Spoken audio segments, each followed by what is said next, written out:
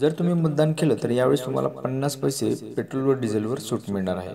निवडणुकीत मतदानाच्या जनजागृतीसाठी निवडणूक आयोग विविध उपक्रम राबवत आहे। निवडणूक आयोगासोबतच अनेक सामाजिक संस्थाही मतदानाच्या जनजागृतीसाठी आपल्याकडून जे करता येईल त्यासाठी प्रयत्न करत आहेत।